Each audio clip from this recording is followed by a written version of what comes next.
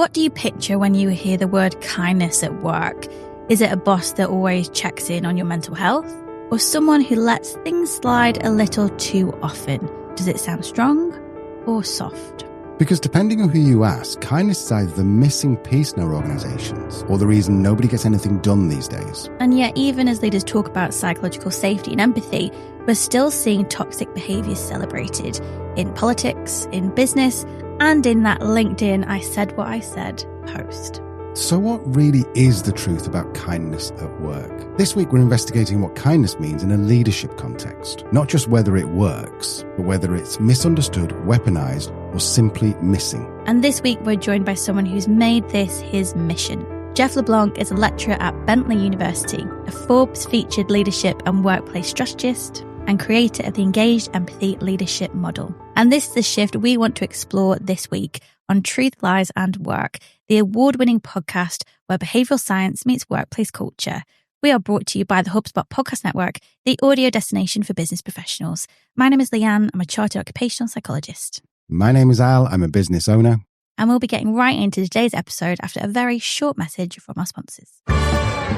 HubSpot's Inbound Event 2025 is bringing together the brightest minds in business, AI, and entrepreneurship. We're talking Amy Poehler, the genius behind ChatGPT, Dario Amodei, and Sean Evans from Hot Ones, because apparently even Hot Sauce interviews can teach us about business strategy. Yeah, September the 3rd until September the 5th in San Francisco. And no, this isn't just another one of those conferences where you pretend to take notes while secretly checking your phone. This is 3 full days of actionable insights that you can actually use to grow your business. What I love about this is the focus on practical application. We enjoy applied science here. You're not just sitting through fluffy keynotes, you're getting tactical breakout sessions, networking with people who are actually building things, and learning from entrepreneurs who figured out how to thrive in this AI-powered world.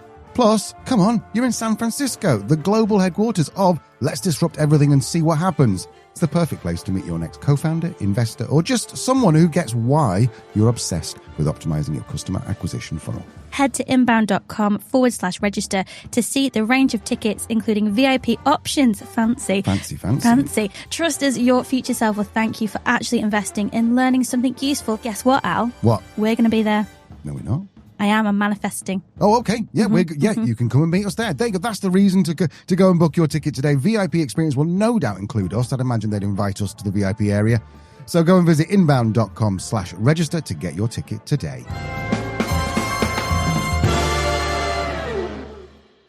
From what I've understood from what you've told me before in my research is that it is predominantly around kindness. Have I understood that?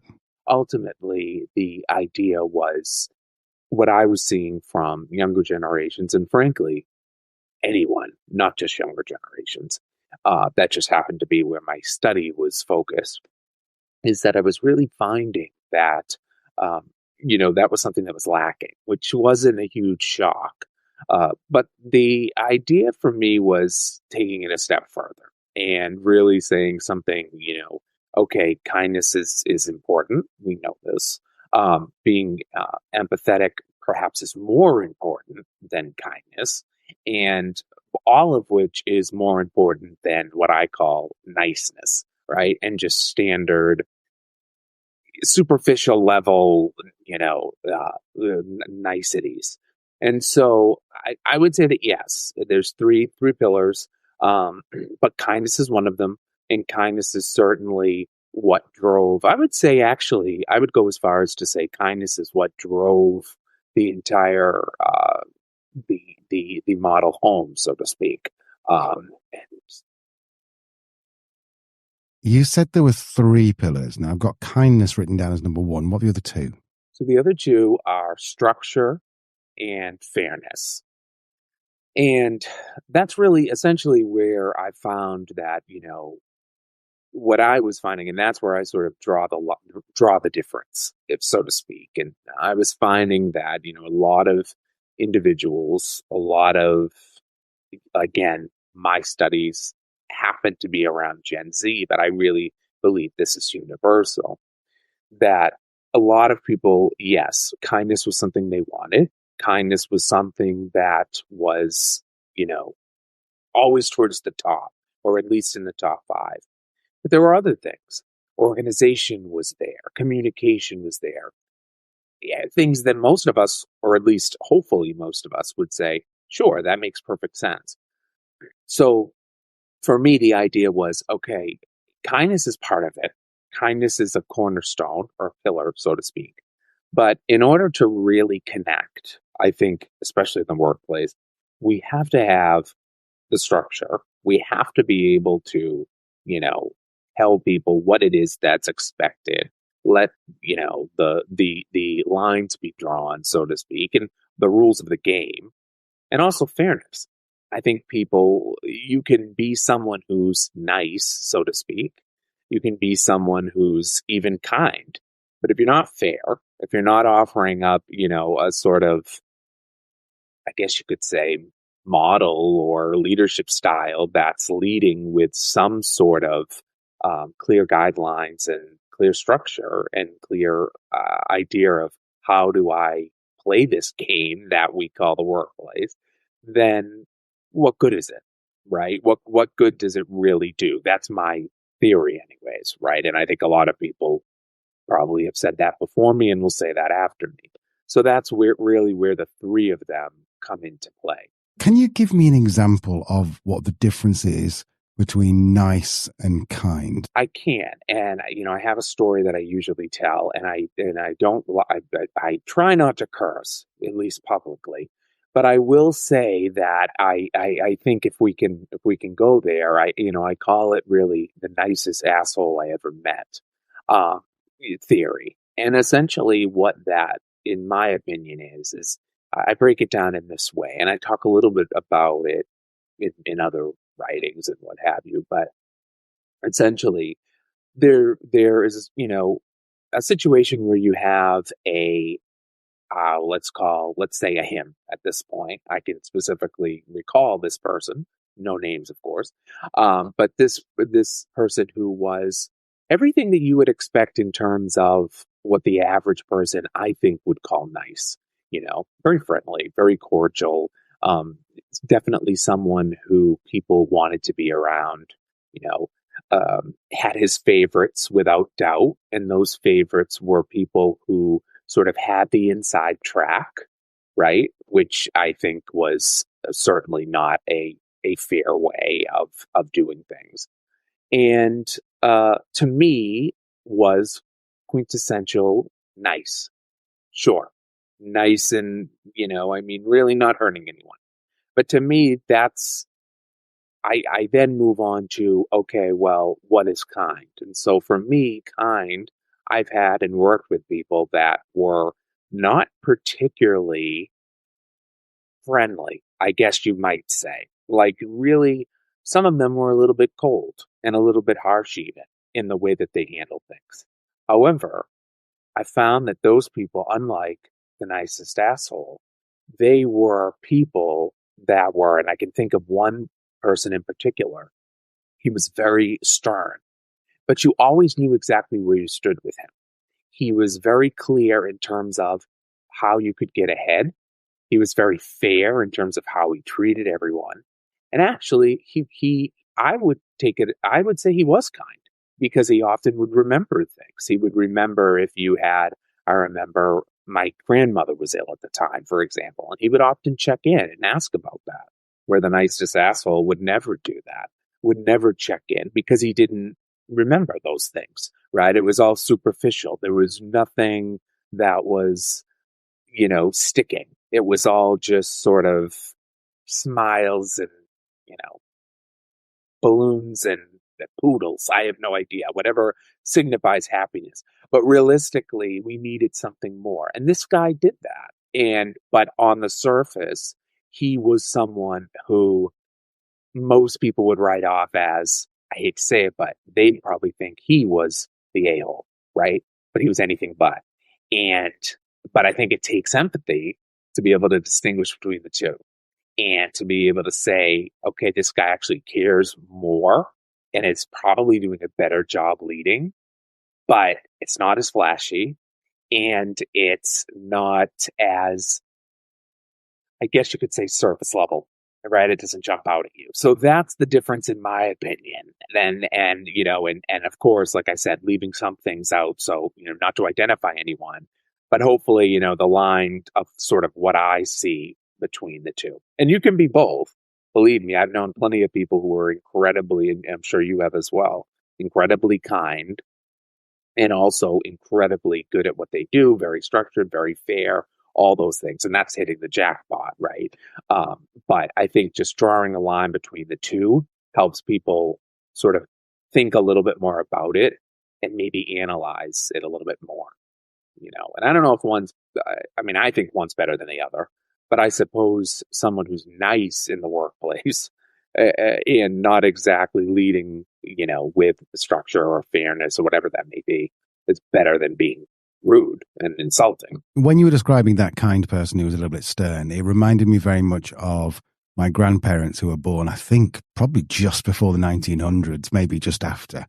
And they were, you did not cross them, but they always looked after you and they always made sure that you had, we used to have fish and chips on a Friday night. Well, I think that's one version, right? I think that I love that example of the older, and I think that's sometimes, this is a whole nother topic, that sometimes it is older generations that are, more set in that model, so to speak, however you want to look at it. And they are a little bit sterner. But I think that, I don't want to send the message that my thought process is that everybody is like that. I mean, there are plenty of that's what I would call an extreme version. There are plenty of people who are also very cordial and very, very open and happen to meet all those criteria that I would consider, in this model, so to speak, right? In the engaged empathy, model that would fit that. But I guess what, for me, the difference is really trying to, and I would, mention this to students, and I even do this myself, really trying to give the person a shot. I think that's where the whole empathy idea really, started with me, it's that, sort of starting to connect with. I can remember as far back as, I'm from the Boston and New England area, so we have our own fair share of characters. We'll leave it at that. And I can remember, as a child, certainly coming about people who were, it's very hard to sort of put into words. Similar to your grandparents, I would say, they were the type that would, if you were, if you needed their help, they might help you, right? And they'd be there for you, but they might insult you while they're doing it, right? Because you screwed up or you made a mistake or whatever it might be. So I guess that sort of made me more open to the idea of going a step further and accepting that, taking a look at what it really means to be kind. And to me, there is just that distinct difference, and when and the more, I think, where empathy comes in is the more that you put yourself in their shoes and think about it from their perspective, you start to realize that, maybe this person is just built differently, and they're not the Mr. Rogers type, but that doesn't mean they're not friendly. I mean, you can be a friendly beast, right? And a kind beast. So far, our examples, both yours and mine, of someone who is kind, who fits the kindness template we're talking about here, have been people in authority. So is it just leaders, managers that need to be kind, or do we all need to be a bit kinder? For me, my immediate gut reaction is, yes, we absolutely need to be what I would call kinder. I'm not in the business of telling people that they need to be nicer, right? Look, it would be, I think that life is easier when you're a little bit more pleasant, right? A smile here, a wave there, that sort of thing. And that happens, some people are comfortable with that, some people aren't. But I also don't think that that's make or break, right? I think that for me, the taking a step back and being kinder? Yes, because let's say that now we're the employee and we're working for someone like we both talked about, right? That stern sort of, not exactly what people would automatically label nice, right? But we need to, if we don't give them the time of day, so to speak, then how are we ever going to get to know what they actually may be like, right? And there's been one of my favorite things that I always think about is, I had a teacher in high school, and there were all sorts of rumors about her because she was um, a very strict person and a person who was a bit strange, which is not uncommon in these parts. But ultimately, she was someone who um, she really was a decent person.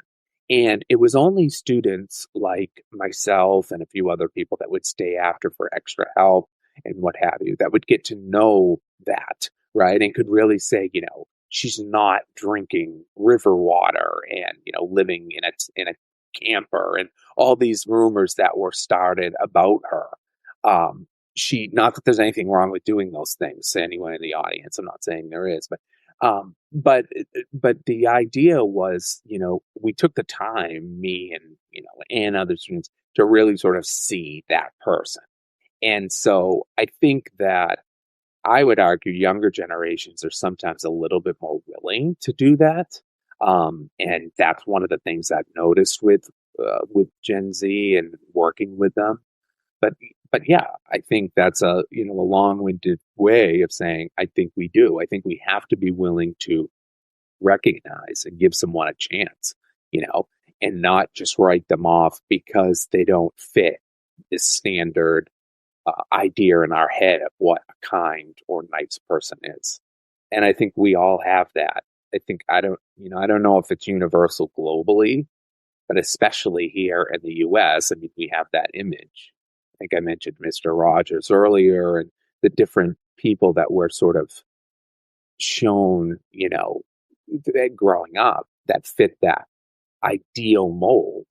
But not everybody can fit that. And that doesn't mean that they're not kind. So that's where, again, empathy, right? Put yourself in their shoes. Easier to do when you're older, I think, than when you're a teenager and spreading rumors about your teacher. But nevertheless. So far, we've challenged the way we think about kindness, not as soft, but as structured. It's not about being liked, but being trusted. And we heard Jeff reframe kindness as a leadership choice, one rooted in consistency, fairness, and systems that actually support people, not just words on a poster. But Jeff doesn't just stop there. He doesn't just think about kindness. He's actually built an entire model around kindness at work. It's called the Engaged Empathy Leadership Model, and the power is in its structure. Now, from what I've understood from what you're saying is that the structure and the fairness is what balances out the kindness to make sure that you become just the best leader or the best person in the workplace. But talk to me about those two parts of the puzzle. What am I misunderstanding there?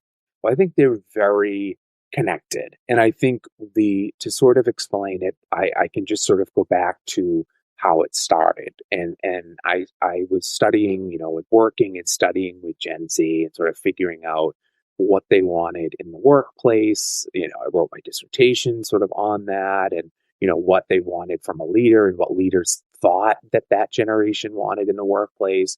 And one thing that I was repeatedly finding was that while something like kindness was coming up, there were other factors. And the factors were often the idea of organization, structure got thrown around there. But a lot of the times, it was, like organized or knows what they're doing, that sort of thing. Very clear, those sorts of phrases.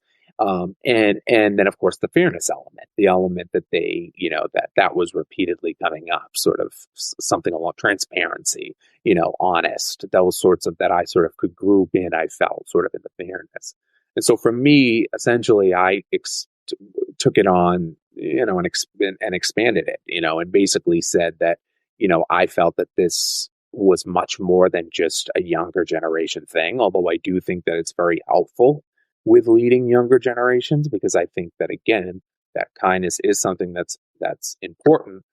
But I think it goes a step further. They're very good. I think younger generations are better, and maybe it's because of the media that we were referencing, at sort of recognizing the false niceness, right? Like you can be that sort of nicey nice person, but a lot of them, I see it all the time, with students, they sort of can see through that.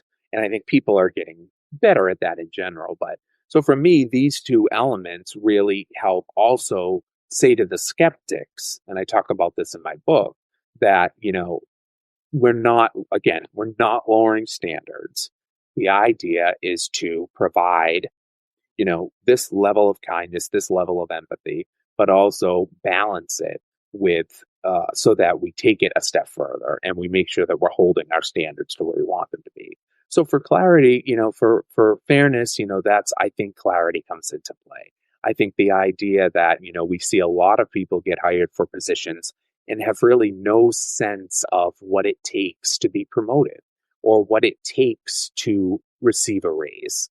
And so I often, talk a little bit about, the clarity check-ins, and sort of a clarity check-in. The way that I see it is, simply having a conversation with your employee and sort of seeing if we're all on the same page. Sort of, and ultimately the goal would be to sort of lead with this, right? To start with, right from the beginning with your job postings. It starts in human resources, I would say. But that's really, this is, do I feel like I'm being treated fairly? And with the structure, I really do believe that structure is one of the things, this is the one that most people actually respond to the most. The idea of having, and it does tie into fairness, but it's a little bit more in terms of, basically being very clear from the beginning.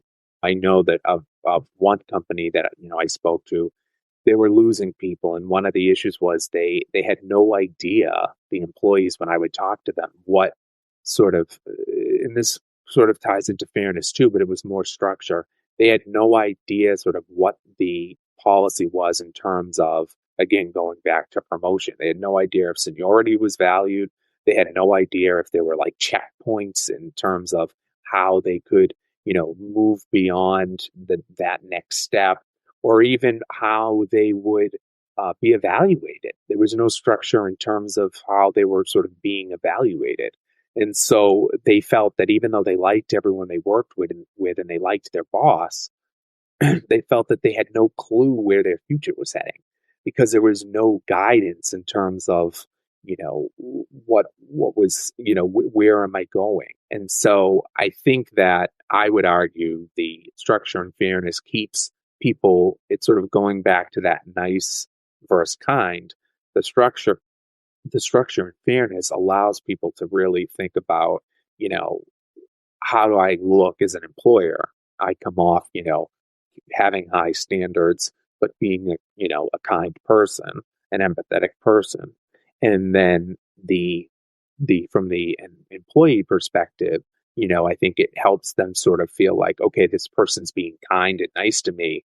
But again, going back to the nice versus kind, they're actually giving me guidance. They're giving me the instruction, the structure. They're being fair. They're telling me up front, seniority matters. They're telling me up front, how many clients I bring in matters, or whatever it might be, right? Whatever the criteria is. And so I know that it's beyond surface level. So I just think that it toughens it up. I think it strengthens up the kindness, and it adds layers to it. So now we understand what kindness can look like. After the break, we'll ask what happens when it gets misunderstood or gets in the way of power. $1 Billion Moves, hosted by Sarah Chen Spellings, is brought to you by the HubSpot Podcast Network, the audio destination for business professionals. Join venture capitalist and strategist Sarah Chen Spellings as she asks the hard questions and learns through the triumphs, failures, and hard lessons of the creme de la creme, so you too can make $1 billion moves in venture, in business, and in life. Maybe start with episode 124, where you're going to hear how industry giants from Canva to YouTube define leadership. Listen to $1 Billion Moves wherever you get your podcasts. Now let's talk about power for a second, because whether it's Elon Musk or Gordon Ramsay, society seems to admire a very strong leader. So can kindness really coexist with power? I don't think any conversation about leadership and kindness would be complete without mentioning. Now, I don't know whether to be political here or not, but your president, without talking politically, but some of the things that we see in the UK that are reported about him make him sound like he's not a particularly kind person. Now, regardless of whether that's the case or not, that's the perception. Now, let's go a little more politically agnostic and let's talk about Steve Jobs. Extraordinary visionary, amazing company. By all accounts, he was an arsehole. So, but these people are the people remember, like, oh, you're the next Steve Jobs. Who wants to be like that? But people do. So what am I missing about this? Why are we lauding these people who possibly were unkind in real life? Well, I think that usually, history, a lot of the times remembers people like a Steve Jobs for what they accomplished, right? And I do believe that I'm not of the mind that someone can't be an incredibly, like a Steve Jobs, incredibly brilliant and incredibly visionary, and also not be a very problematic, difficult person. I think that can happen. And again, I would say that for me, I'm not in a position. Well, it wouldn't happen now, anyways. But I'm not in a position to give advice to a Steve Jobs. Obviously he's doing what he's doing, and that's his goal, and that was his goal, and he made it work. But for me, the everyday sort of individuals that I'm talking to, they're not necessarily leading in the same way and doing things the same way, and I don't think that they necessarily, who I would like to speak to is the people that were working for Steve Jobs at the time. How were they viewing him? Were they letting him get away with it because he was? And I don't know. I only know so much about his story. I would like to speak to them. How were they feeling? Were they okay with it? Because they felt that they bought in because, he was doing something so, visionary. That very well could be the case. So far, we've explored how kindness, when paired with consistency and structure, can drive trust, retention, and performance. But let's be honest, not everyone's on board. Some leaders hear kindness and flinch. They see it soft, slow, or simply incompatible with high performance. But when kindness goes wrong, when it's vague or inconsistent or used to avoid conflict, it can actually do more harm than good. So let's take a look at the pushback. Let's take a look at the risks and how power really works when kindness is done right. I think one of the pushbacks that someone hearing this for the first time would have is, yes, but if I'm kind as a leader or kind as, a subordinate to everyone else in my workplace, am I just not going to get trampled on? I've heard that nice guys come last. Yep. And I've had that happen. In terms of when I worked with the example I always give, I worked with interviewed and spoke with, someone who was, I guess I would call, more of a blue collar background, more, the trades, that area, and he was someone that was very concerned, loved the other elements of the model. The kindness was the one that was the biggest concern, and my thought was, again, same thing. This was a guy that I think that, I didn't know him well, but just from speaking to him, he seemed like somebody that, naturally had kids, had grandchildren, seemed to speak highly of them when we were discussing and talking, you could tell that to me, he seemed like a perfectly decent guy. So I saw no reason why that couldn't be brought in. And, I remember saying to him, and he said the exact same thing you said. He actually said, in pardon the accent, but, will this be weird? Will they think I'm weird? And the reality is that, like I said, no, and even if they do, who cares? Because ultimately you're setting the standard. And the idea for him was, look, I said, you're not the type of guy that you're going to, be overly friendly and all these sorts of things. That would come off. I really do think that would come off maybe strange. But I said, what about little things? I said, what about sort of keeping track of, which one of the guys on the your team likes a certain, sport, right? Or likes a certain sports team and, sort of connecting with them in that way.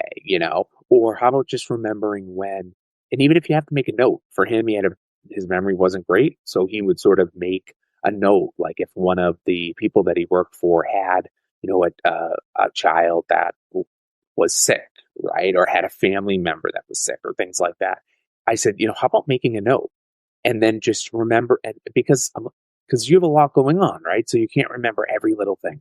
How about making a little note so you can just send a quick email or send them a quick text, asking how things are going with, their sick son or, whatever it may be. And in some instances, it made a big difference, and I guess for him, and this might be I think this was a generational thing. He, just never really thought of that as something that was even maybe appropriate, like it just never dawned on him. But it made sense when he did it and he started doing it and things started looking different. I think it's incredibly hard to be truly kind. So if we can reframe it and we can start making people think that, kindness is a good thing, is a strength, makes you strong, then that I think goes a long way with the mindsets of people. And I'm not saying that it's that's necessarily what it should be, but I think that that's part of it. I think people see, people see kindness sometimes as a weakness. They still do, let's face it. And so if we can toughen up the image, then I think we can sort of get better reactions from people. Well, let's stick with that idea, because if I wanted to be kind as a manager, then I might say, oh, I'll take on this person struggling a bit this week, so I'll do a bit of their work for them and surprise them and say, great, I've been really kind. But then do I not run the risk of someone going, well, if I just don't do all my work, then Al's going to pick it up for me? And that's really where the structure and the fairness can come in. And so in that situation, I think that it would be perfectly acceptable, I think you said, you were the leader, right? And you're sort of picking up the slack for perhaps someone who's going through a tough time. I think that it would be, perfectly acceptable to sort of in the beginning, right? Before, sort of when someone comes in to work, when you're sort of onboarding, right? When you're sort of to sort of have a culture that sort of sets these things up, so to speak, right? And sets them into motion. And so, in other words, if that employee sort of is accustomed to this sort of thing and comes into a workplace where, the idea of helping someone out if they're having a tough time, and then they might then in turn, have to do that at some point. It's sort of laid out very clear that, this is part of our culture. We help each other. But at the same time, we realize that however you want to frame it, right, that, this is not something that, that becomes consistent or however you want to look at it, right? And then hopefully then that individual will sort of appreciate that and sort of pay it back, right? And then sort of go ahead and offer up their time and what have you. If not, and if they do start taking advantage, then I would say that it's someone that sort of has missed the boat altogether, and they might not be a right fit for a company that's leading with that culture. So in this final part of the episode, we're going to pull everything together.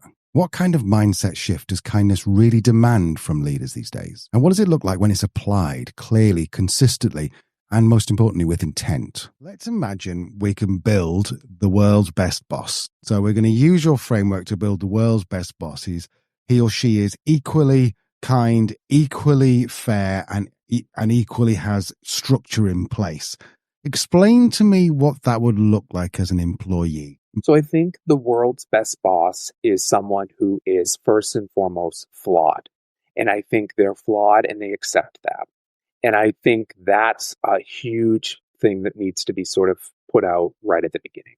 Because I don't think that you can use this model if you don't accept, right, that, because I think the kindness factor right there, if you can't accept that you're going to miss things and that you're not going to be perfect. Because I don't think you can relate to people. I don't think you can be empathetic if you don't accept that you yourself are not perfect. So that's the first thing that that sticks out.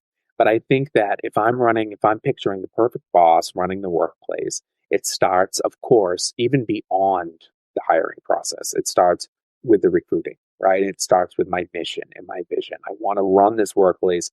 I am fully bought in. I want this to be a workplace that people stay, they're comfortable, or, whatever it is that I want. I have it very clear, set out.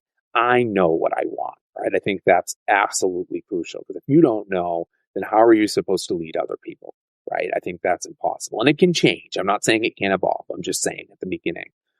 And I think letting people come in, looking at each one, the structure and fairness is a little bit, I think, easier, actually. It's not that hard, right? Having outlines, having very clear guidelines so people sort of know what to expect, know where they stand.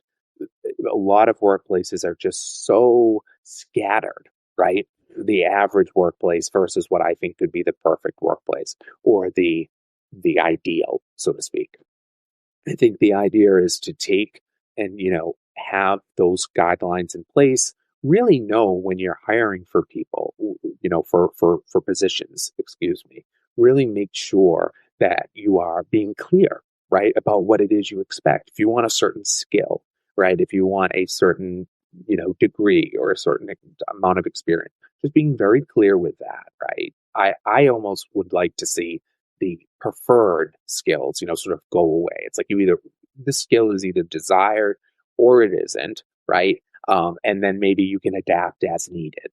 But ultimately being very clear, right, from the perspective, from the hiring process.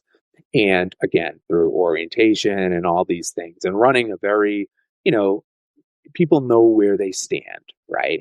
And trying to have that level playing field.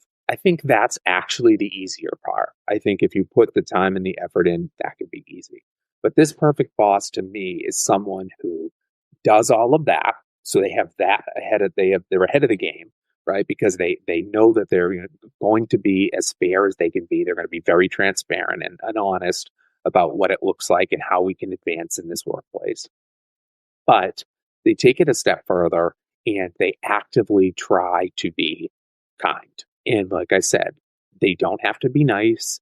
They don't have to be, some people don't necessarily, I don't think, want to work for someone that, hangs around and, tries to make small talk all day and, asks what they did on the weekend and all that. That's not appealing to everyone.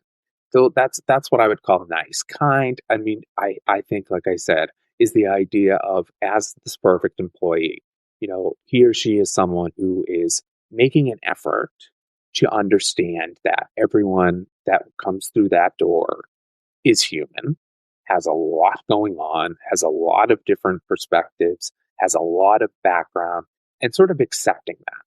That doesn't mean you have to cater to them. It doesn't mean you have to change what it is that you have put in place. But this perfect leader understands. They listen, right? They communicate. They remember things.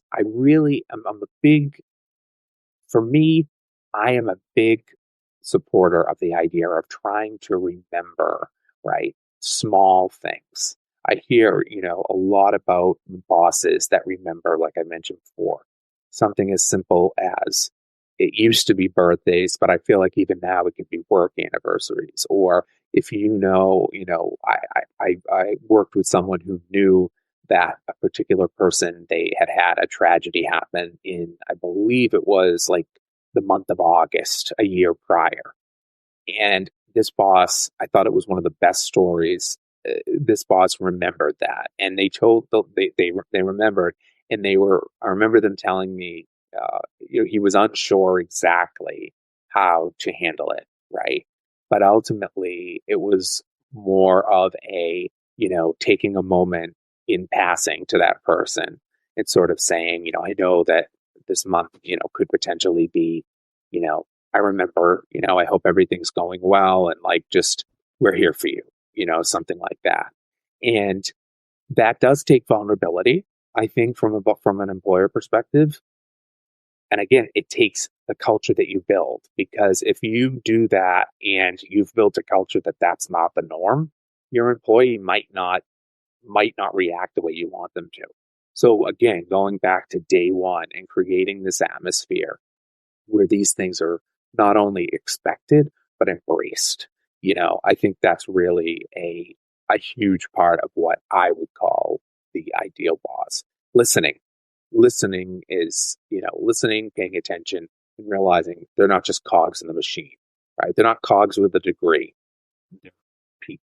So if kindness isn't weakness and it's not avoidance, what is it really? Because it's one thing to say that kindness matters.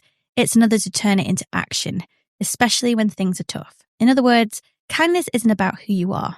It's about what you choose to do. So maybe the real question isn't whether kindness fits into leadership. It's whether leadership without kindness can still work. If someone wants to know a little bit more about the engaged empathy leadership model, then where's the best place for them to go, Jeff? Well, they can go to Jeff LeBlanc, DBA.com and learn a little bit about that. And they can also always follow me on LinkedIn, and they can also probably do some, there's quite a few articles out there that I've, written. And there will be, by late summer, I believe it's late summer, early fall, we're going to have hopefully a pre-link for this, a pre-order up soon. But the book that, will go into a lot more detail that if it were up to me, I'd give out for free. But, I've been told that's not how business works. So apparently, that's not something I'm able to do. But I am going to hopefully, people will read it and respond to it and find something they can take away from it, even if it's one thing. Done right, kindness doesn't get in the way of performance. Kindness is performance. Because in the end, kindness at work isn't about being liked. It's about being clear, being fair, and showing up, even when that's hard. That's how trust is built. That's how culture changes. One kind decision at a time. This is Truth, Lies and Work. We'll see you next week.